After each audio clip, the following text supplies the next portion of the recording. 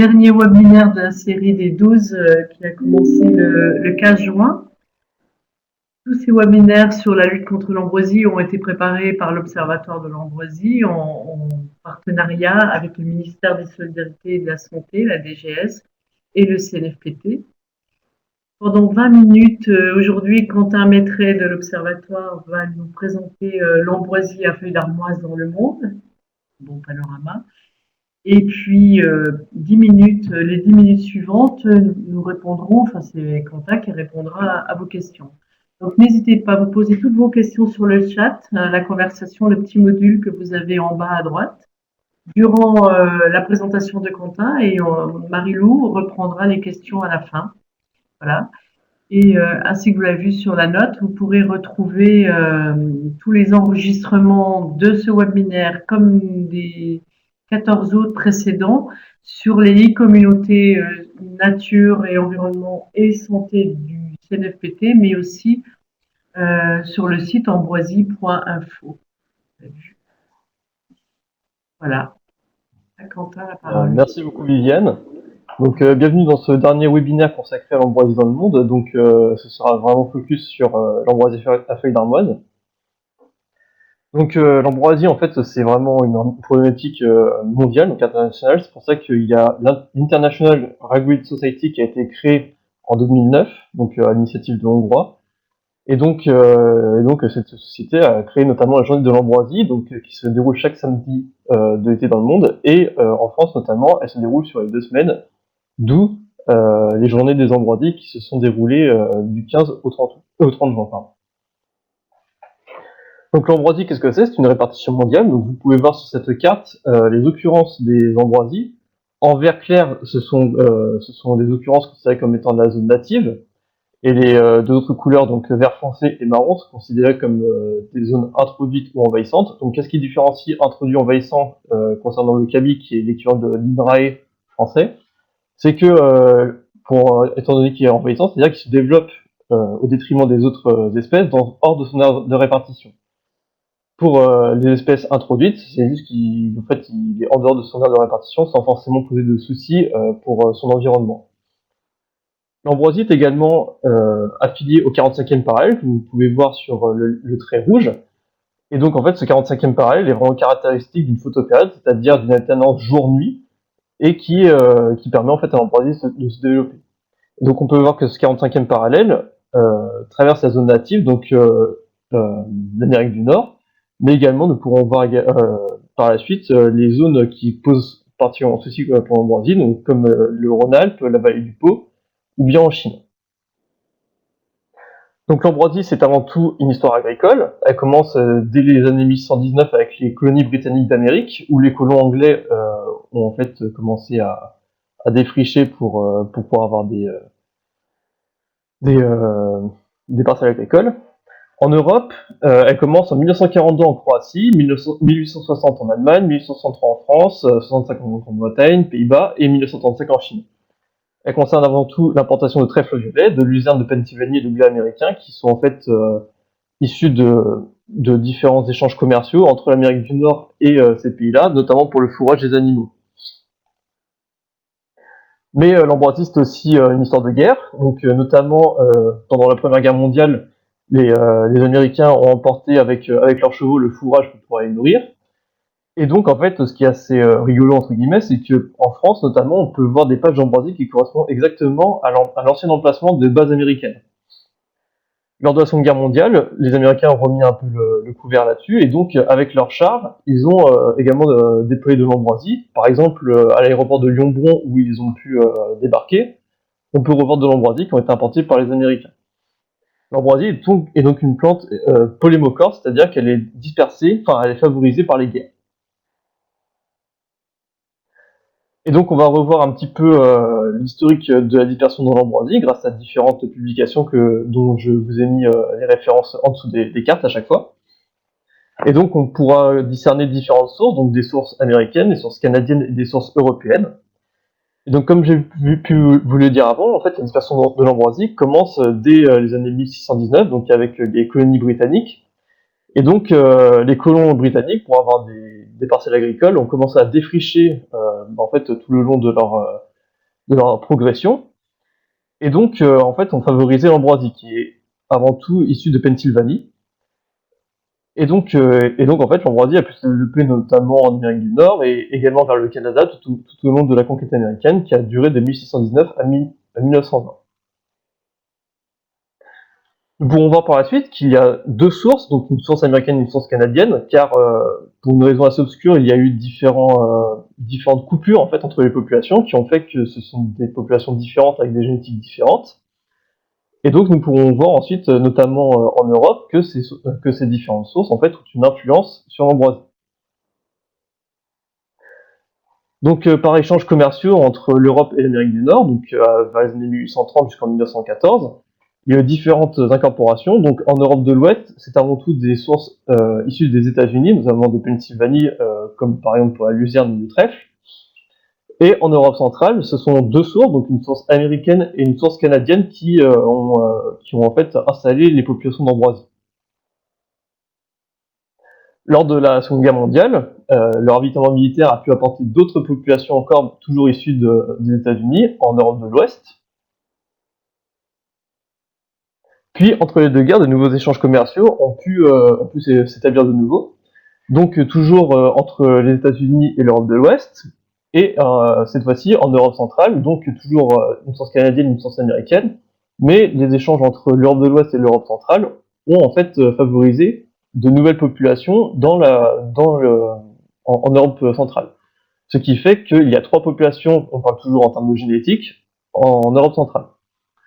En Chine, cette fois-ci, toujours par les échanges commerciaux, donc les États-Unis ont favorisé l'importation d'ambroisie, mais également entre échanges européens et chinois, il y a également eu deux nouvelles importations en Chine. C'est ensuite suivi la Seconde Guerre mondiale, et donc il y avait par exemple des aides alimentaires des États-Unis vers l'URSS qui ont favorisé l'importation toujours d'ambroisie en Russie. Et comme j'ai pu vous le dire auparavant, il y avait également des dispersions par les chars lors de la Seconde Guerre mondiale. La Seconde Guerre mondiale finie, toujours des échanges commerciaux et donc des aides alimentaires car il y avait des famines. Et donc le bloc de l'URSS notamment a incorporé de nouvelles populations issues de l'URSS vers l'Europe centrale, ce qui fait qu'il y a eu quand même de multiples incorporations de populations en Europe. Et toujours par échanges commerciaux entre l'Europe et la Chine, les États-Unis et l'Europe, le Canada et l'Europe. Ce graphique-là montre en fait différentes populations génétiques, donc issues de Gödel et collaborateurs. Et donc en fait, nous pouvons voir les différentes contributions en fait des différentes populations à travers le monde. Et donc on peut voir qu'en Europe, notamment, il y a énormément de populations sources qui ont contribué en fait à l'incorporation de l'ambroisie. Mais par exemple en Ukraine, nous pouvons voir que les sources sont notamment issues de l'Amérique. Donc nous avons pu voir les différents échanges commerciaux, donc nous allons nous intéresser à pourquoi un tel succès envahissant au sein du monde. Tout d'abord, en fait, c'est l'absence de régulateurs dans les zones envahies, donc forcément les graines ont été incorporées avec notamment les luzernes, etc., mais sans forcément incorporer les prédateurs. Et donc, sans présence de prédateurs, l'ambroisie peut se développer de façon pérenne dans les nouveaux milieux. Il y a également la perturbation des milieux qui a contribué à ce succès envahissant, notamment l'urbanisation, l'artificialisation des milieux ou bien la dégradation de la biodiversité, comme c'est un peu la mode en ce moment. Outre le facteur humain, il y a également des adaptations génétiques, notamment en Europe de l'Est, il a été découvert plus de 180 gènes mutés chez les ambroisies européennes par rapport aux populations maternelles, c'est-à-dire que par rapport aux populations américaines, la diversité génétique est plus importante. Et donc ça permet une meilleure adaptation par rapport au milieu. Il y a également des apports multiples de la génétique lors des différentes vagues d'invasion, comme on a pu le voir. Il n'y a pas eu une vague, mais plusieurs vagues d'invasion qui a permis en fait d'enrichir le pool génétique des ambroisies. En Chine notamment, il n'y a eu aucune érosion génétique, donc qu'on appelle un bottleneck, qui a été découvert, c'est-à-dire que par exemple quand on prend lors des processus d'invasion biologique, quand on prend une population source et qu'on l'installe, en fait, forcément, on ne prend pas tout le pool génétique de la population source. Et donc en fait, ce pool génétique est assez réduit. Et donc normalement, il y a une moins forte adaptation. Et en fait, en Chine, c'est complètement l'inverse qui a été fait. Et ce qui lui a permis à l'ambroisie de s'adapter aux fortes variations climatiques en Chine, notamment entre la Chine côtière et la Chine continentale, ce n'est pas du tout le même climat. En conséquence, nous allons un peu focus sur l'Europe. Nous pouvons voir qu'il y a de fortes concentrations d'ambroisie, donc toujours au niveau du 45e parallèle, comme j'ai pu vous le dire. Donc vous pouvez voir en rouge les fortes concentrations d'ambroisie. Et on retrouve notamment la région du Rhône-Alpes, la vallée du Pô en Italie, la plaine pannonienne en Hongrie, ou bien le sud de l'Ukraine. Les différents modèles climatiques ont montré une progression vers le nord, toujours favorisée par le changement climatique, mais on peut atténuer le fait que l'ambroisie est toujours associée au 45e parallèle, donc si la photopériode ne correspond pas, elle sera peut-être poussée vers le nord, mais elle ne sera pas dans une niche optimale. Donc nous avons parlé des présences d'ambroisie, mais qui dit ambroisie qui dit pollen. Donc ici, nous allons voir une modélisation issue de Liliou et collaborateurs, donc qui a été publiée en 2016. Et donc, en fonction du temps, donc là, nous pouvons voir une carte de l'Europe en juillet. Et donc, ensuite, en août, donc quand l'ambroisie commence à faire des fleurs et donc du pollen, nous pouvons voir qu'il y a une corrélation entre le positionnement des ambroisies et la concentration en nuages de pollen qui est en rouge. Mais nous pouvons voir également en vert, par exemple, qu'il y a des nuages de pollen qui se dispersent. Or, il n'y a pas d'ambroisie en Méditerranée, par exemple. Toujours en septembre, nous pouvons voir que le nuage de pollen est de plus en plus dense et donc se pousse de plus en plus vers le nord. Et en octobre, ce nuage de pollen diminue avec la diminution des fleurs d'ambroisie. Et donc, qu'est-ce que nous pouvons avoir comme conclusion? C'est-à-dire que ce n'est pas parce qu'on n'a pas d'ambroisie localement que nous n'avons pas de nuages de pollen. Par exemple, en Pologne, ils se plaignent beaucoup des nuages de pollen d'ambroisie, alors qu'ils ont assez peu d'ambroisie, et donc ces nuages-là proviennent d'Ukraine notamment, ce qui peut provoquer des tensions entre les pays. Et donc, à savoir, les nuages de pollen peuvent avoir une portée de 400 km à partir de leur point de départ. Et donc, ces nuages de pollen provoquent de multiples allergies à travers le monde, et donc ce n'est pas parce qu'on n'a pas d'ambroisie sur place qu'on ne peut pas être allergique, car les pollens peuvent nous toucher. Ainsi, en 2019, 13,5 millions de personnes ont été impactées par ces pollens d'ambroisie, donc uniquement pour la population européenne. Mais également, certaines populations d'ambroisie ont un pouvoir allergique supérieur, notamment au niveau du bassin des Carpates, donc par exemple en Roumanie, où ça se situe. Et donc, cela est dû à des grains plus petits et toujours issus de mutations, donc issus des différents apports génétiques qui ont conduit en fait à ces grains plus petits des ambroisies. Il y a également une conséquence agricole, donc notamment des contaminations de terres agricoles issues de semences qui n'ont pas été triées. Cela provoque un déclassement des lots de graines et de semences. Forcément, s'il y a des ambroisies dans des lots de graines, les agriculteurs vont avoir du mal à les vendre. Et ça provoque également des tensions entre pays, notamment il y a eu un exemple d'agriculteurs français qui ont vu leur lot de semences ramenés à la frontière, enfin qui ont été bloqués à la frontière belge. Et donc ça peut provoquer des tensions économiques, notamment par refus en fait de l'eau de graines. Il y a également un impact sur les travailleurs agricoles. Forcément, s'ils travaillent dans une zone impactée par les ambroisies, ils vont peut-être avoir des allergies, ils vont peut-être avoir de l'asthme, et donc être moins efficaces au travail. En quelques chiffres, en Europe, l'ambroisie coûte 7,4 milliards de coûts et pertes par an, donc liés aux pollinoses, liés aux pertes agricoles. Et ce chiffre est dû à 80% lié aux pertes agricoles. Aux États-Unis, les pollinoses, donc c'est-à-dire les maladies liées au pollen d'ambroisie, coûtent 21 milliards de dollars américains. Et en Chine, les coûts et pertes liés aux ambroisies coûtent 398 millions de dollars américains par an. Et donc, à travers le monde, forcément, si cela provoque des soucis, il y a des méthodes de lutte. Donc, elles sont assez homogènes à travers les pays. Donc, elles sont surtout mécaniques, par le fauchage, le binage, l'arrachage. Il y a également des méthodes chimiques où ils utilisent des herbicides, où ils utilisent des variétés résistantes aux herbicides, ou bien l'utilisation de gènes, notamment aux États-Unis ou bien en Chine. Il y a également la lutte biologique, donc Ophryalia comuna qui provient d'Amérique du Nord, qui est en fait le ravageur naturel de l'ambroisie. D'ailleurs, pour ça, je vous renvoie au webinaire qui s'est passé hier de Heinz Müller-Scharer, qui a bien décrit cet insecte. En Hongrie, ils utilisent également des ravageurs locaux, donc notamment le puceron noir de la fève, le puceron frisé des prunes, ou bien le puceron vert du pêcher. Et donc pour revenir sur les méthodes de lutte biologique, vous pouvez voir sur la petite image à gauche des Américains qui utilisent des herbicides pour lutter contre l'ambroisie, donc dès 1952. Donc vous pouvez voir que ce n'est pas parce que c'est de la zone native que ça ne pose pas de soucis, notamment en termes de santé. À travers le monde, il y a différentes applications de signalement, donc surtout en Europe où l'ambroisie provoque beaucoup de problèmes. Donc en France, vous avez la plateforme de signalement ambroisie portée par le ministère français et des Solidarités. En Ukraine, vous avez ambroisie.net, qui a été porté par des militants et des écologues de la ville d'Odessa en Ukraine.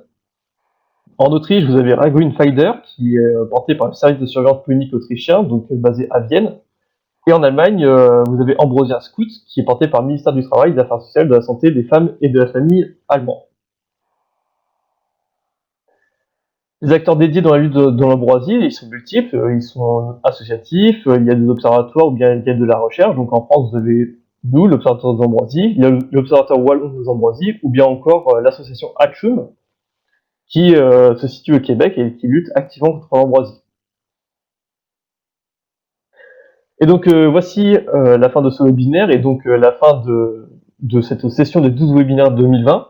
Si vous voulez revoir ces webinaires, ils sont disponibles sur ambroisie.info et également sur les e-communautés du CNFPT. Et donc je profite un petit peu de ce webinaire pour vous présenter le nouveau logo de l'Observatoire des ambroisies, donc comme vous pouvez le voir ici.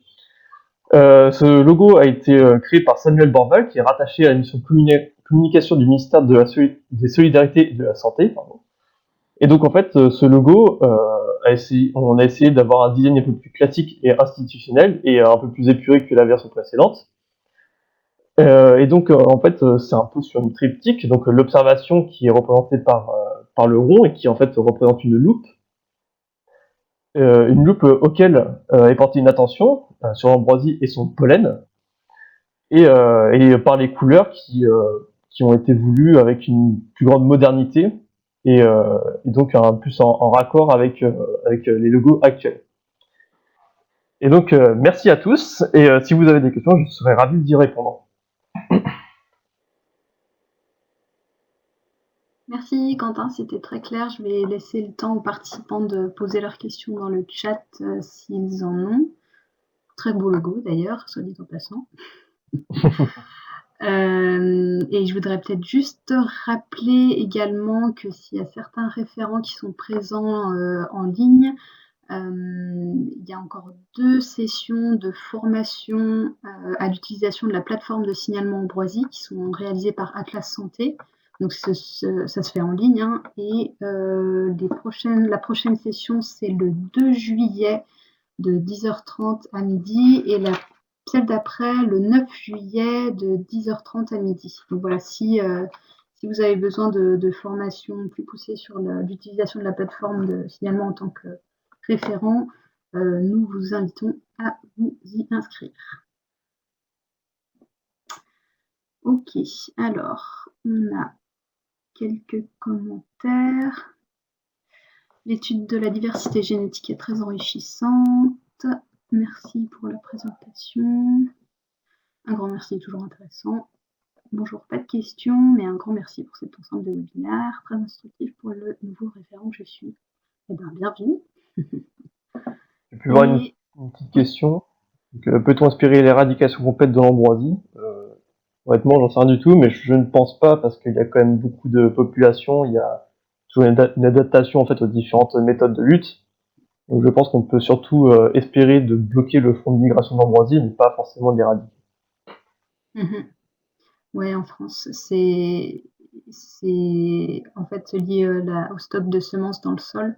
Donc quand on a plusieurs années de graines d'ambroisie qui sont accumulées tous les ans, effectivement là ça semble complètement compliqué d'arriver à une éradication totale. Après on n'est pas on n'est pas à l'abri de une nouvelle petite bête qui est trouvée, qui mange complètement l'ambroisie, et au bout de quelques années, on en trouvera moins. Mais pour le moment, dans l'état actuel des choses, ça semble compliqué une éradication. Ouais. Alors, pendant combien de temps les webinaires seront disponibles pour être revisionnés?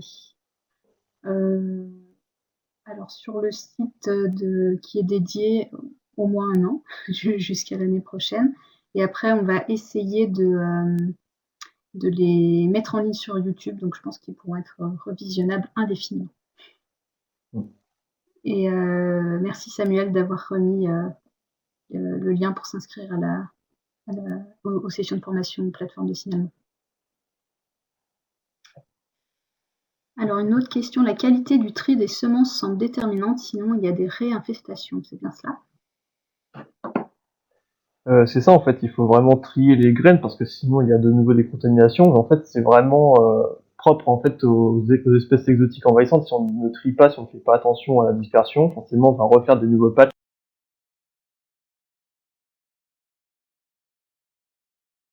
Ou bien à nouveau re-ensemencer un peu le pool génétique, et donc forcément ça n'aidera pas du tout à la lutte contre l'ambroisie. Ok, merci. Une question de Élise. À propos de l'Observatoire des ambroisies, combien de collaborateurs y sont rassemblés et quel corps de métier? Et bah du coup, nous sommes les deux représentants ici, Quentin et moi. On a également notre directeur, donc Olivier Péchama. Et donc ça, c'est pour la mission Observatoire des ambroisies en tant que telle. Et après, nous sommes en contact direct avec les coordinateurs ambroisie qui représentent 30-35 personnes sur toute la France. Et quel corps de métier? Moi, je suis plutôt écologue, donc Quentin aussi. Et oui, donc plutôt voilà, de ce côté de la biologie.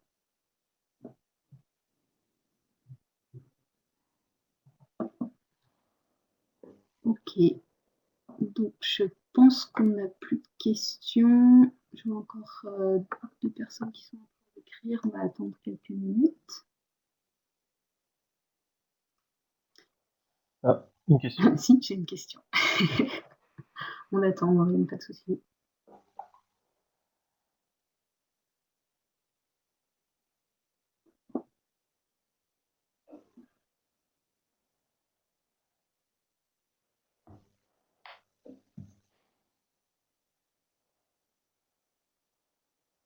Alors, maintenant, question de Maureen. La génétique de l'ambroisie ayant beaucoup évolué et les traitements aux USA en 1800 est-il une résistance aux désherbants?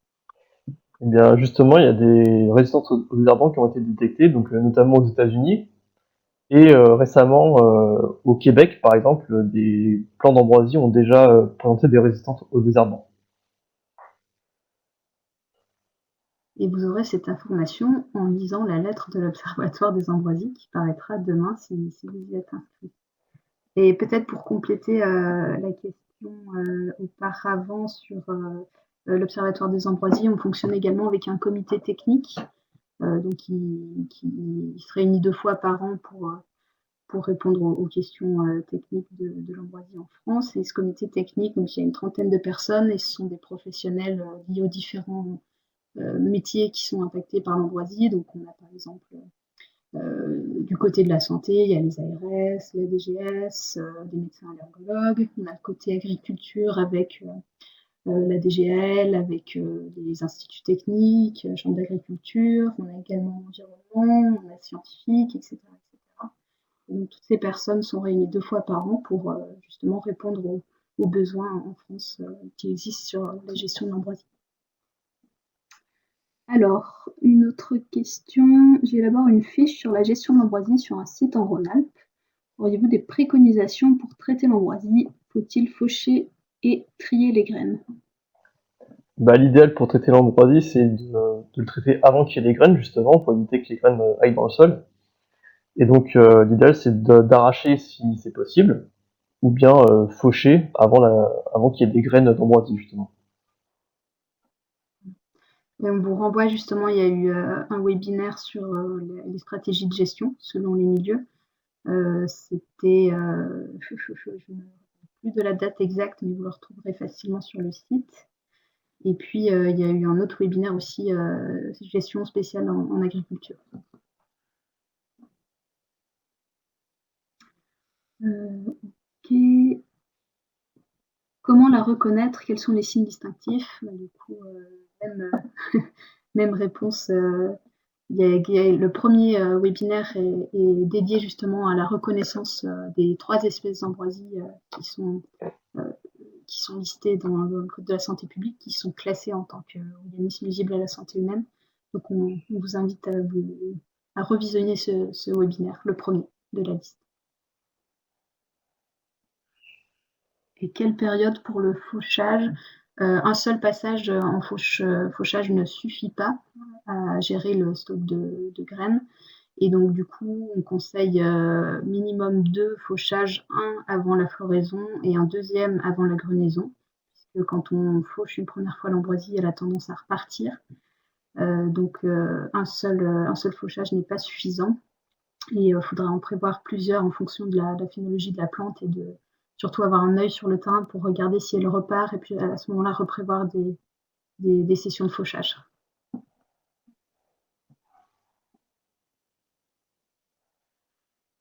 Ok. Est-ce que j'ai oublié une question? Oui, il y avait une question sur les exercices de gestion de l'ambroisie. Oui, exact. Lors du webinaire sur la gestion de l'ambroisie, pour une question de temps, les exercices de gestion de l'ambroisie n'avaient pas pu être traités. Est-ce possible d'en trouver le résultat quelque part? Les cas présentés étaient particulièrement intéressants. Effectivement, oui, on n'avait pas eu le temps de faire tous les cas, ce qui était un peu bloqué par le temps. À ma connaissance, il n'y a pas de petite vidéo, en tout cas explicative sur ces cas-là, mais ça peut être une idée pour la suite. Pourquoi pas cet été, au sein de l'Observatoire, on pourrait reprendre ces cas justement et les publier sur notre chaîne YouTube avec les explications à chaque fois. C'est une bonne idée, merci pour la suggestion.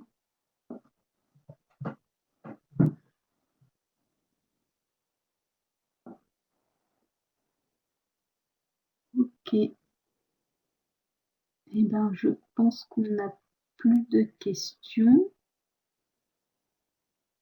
Non. En tout cas, merci beaucoup à tous d'avoir suivi ces webinaires. Donc vous étiez quand même bien présents, je pense, tout le long, et on a quand même eu des nouveaux de temps en temps. Donc ça fait plaisir. Et on reste disponible, en tout cas pour la suite. Vous avez notre adresse mail, notre numéro de téléphone dans tous les diapos qu'on vous a présentés. Donc n'hésitez pas. Et puis, le cas échéant, on pourra vous renvoyer après vers les personnes adéquates aussi. Merci à tous.